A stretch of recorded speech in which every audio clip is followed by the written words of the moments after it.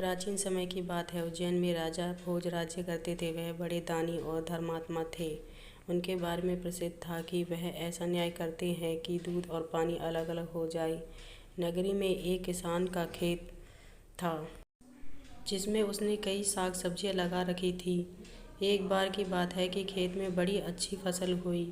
पूरी जमीन पर तो खूब तरकारियां आई, लेकिन खेत के बीचों बीच थोड़ी सी जमीन खाली रह गई।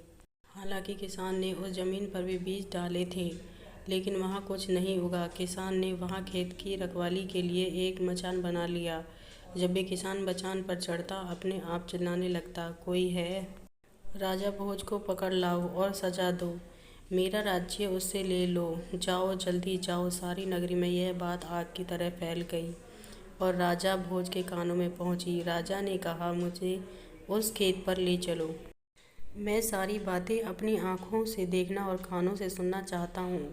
राजा भोज जब उस जगह पहुँचे तो उन्होंने भी वही देखा कि किसान मचान पर खड़ा है और कह रहा है, राजा भोज को फौरन लाओ और मेरा राज्य उससे ले लो। यह सुनकर राजा चिंतित हो गए। चुपचाप महल में लौट आए। उन्हें रात भर नींद नहीं आई। सवेरा होते ही उन्होंने राज्य के ज्योतिषियों और जानकार पंडितों को इकट्ठा किया।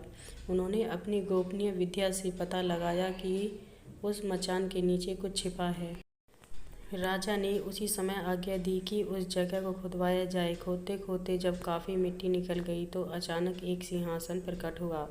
सिंहासन के चारों ओर 8-8 पुतलियाँ यानी कुल 32 पुतलियाँ खड़ी थीं। सबके अचरज का ठिकाना न रहा। राजा को खबर मिली तो सिंहासन को बाहर निकालने को कहा, लेकिन कई मजदूरों के जोर लगाने पर भी वह सिंहासन टस से मस न हुआ। तब एक पंडित ने कहा कि यह सिंहासन देवताओं का बनाया हुआ है, अपनी जगह से तब तक नहीं हटेगा जब तक कि राजा स्वयं इसकी पूजा अर्चना न करें।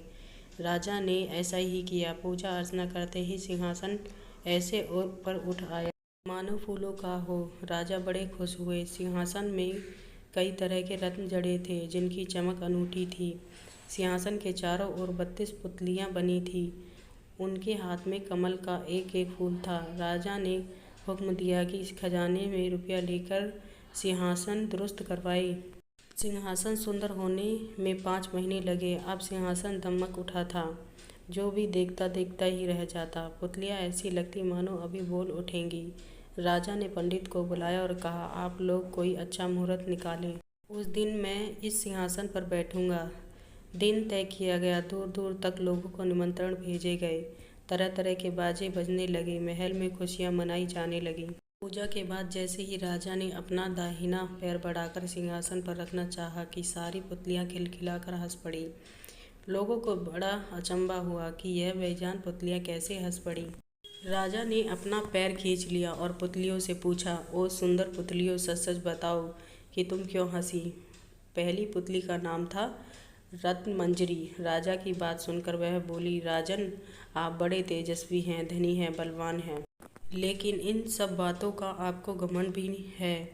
जिस राजा का यह सिंहासन है वह दानी, वीर और धनी होते हुए भी विनम्र थे, परम दयालु थे। राजा बड़े नाराज हुए। पुतली ने समझाया, महाराज, यह सिंहासन परम प्रतापी और ज्ञानी राजा विक्रमादित्य का है। राजा बोले, मैं कैसे मान लूं कि राजा विक्रमादित्य मुझसे ज्यादा गुणी और पराक्रमी थे। पुतली ने कहा, ठीक है, मैं तुम्हें राजा विक्रमादित्य की एक कहानी सुनाती हूँ। सिंहासन बत्तीसी की पहली पुतली रत्नमंजरी ने सुनाई एक कहानी। 32 पुतलियों के नाम: रत्नमंजरी, चित्रलेखा, चंद्रकला, कामकंदा, लीलावती, रविभाषा, कौमुदी, पुष्पवती, मधुमालती, प्रभावती, त्रिलोचना, पद्मावती, कीर्तिमती, सुनैना, सुंदरवती, सत्यवती, विद्यावती, तारावती, रूपरेखा, ज्ञानवती, चंद्रज्योति, अनुरवती, धर्मवती, करुणावती, त्रिनेत्री, मृगनयनी, मलयवती, वैदेही, मानवती, जयलक्ष्मी, कौसल्या, रानी, रूपवती। फ्रेंड्स, आपको ये 32 पुतली कहानी कैसी लगी? आप अपने कमेंट के द्वारा हमें अवश्य बताएं। पसंद आने पर लाइक और शेयर करें, सब्सक्राइब करें और बेल आइकन को दबाना ना भूलें और साथ ही हमारे पेज को फॉलो करें ताकि 32 कहानियाँ आपको सुनने को मिले। Thank you for watching.